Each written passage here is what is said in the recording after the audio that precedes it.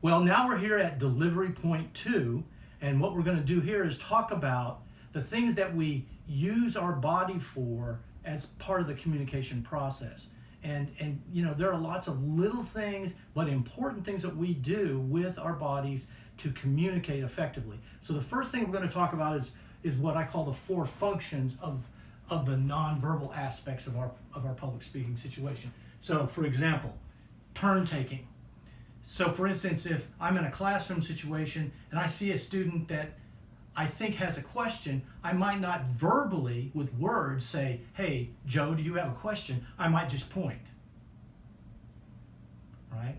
And in that way, I would invite their question without using words, right? Or maybe if they're doing something in the class that's distracting, instead of saying, "Hey, please don't do that," I might just point at them and go like that, sending basically the same message, but just sending it without interrupting the flow of the class.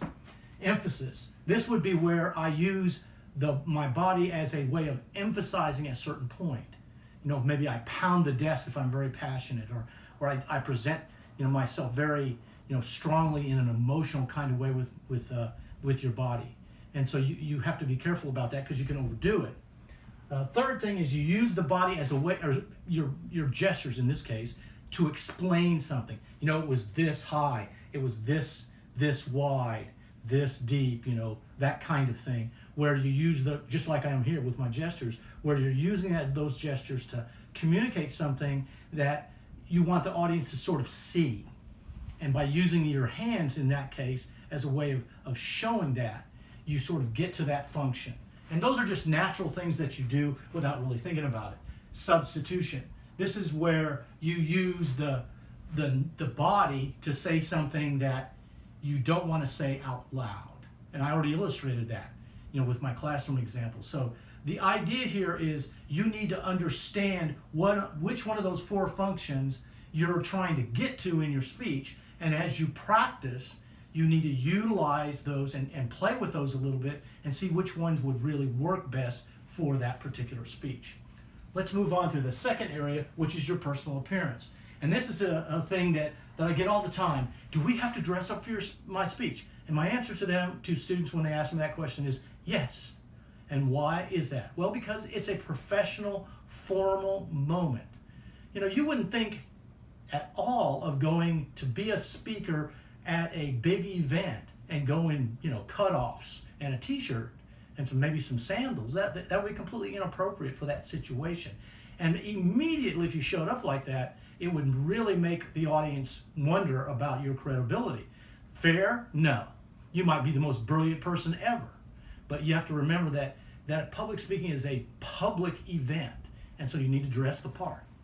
Third, movement. And movement's kind of interesting in that it can be really effective, but it can also be a distraction. And it's one of those things that you only know it's a distraction when you see it. I can't say, well, obviously this is always a distraction or this is always a good thing. It depends on the situation. So if I want to move my body in one direction or the other to try to connect with the audience, I might come forward toward the audience to be closer to the audience.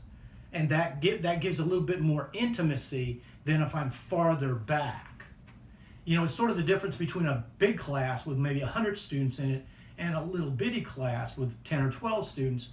It's more important to be able to do that.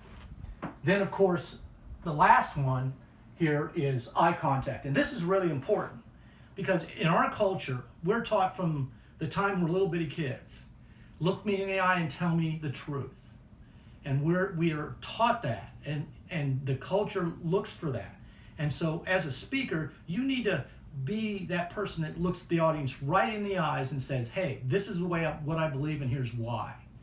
Because that's a big chunk of your credibility. But that's not the only reason eye contact is so central to good speaking. It's also your feedback device. Because as you're watching, as you're observing the class, the audience, the circumstances, you pick up the feedback because they're feeding back to you even though they're not necessarily speaking in that moment, but they're giving you some level of feedback. They're smiling, they're nodding their heads, they're frowning, they're shaking their heads no, and you need to take care of that and sort of figure out, okay, here's how I do that. So these are some things that you want to be sure that you work through and practice before you get in front of that audience. And then you can come alive as a speaker and really reach out to them and make them feel connected to you as a person.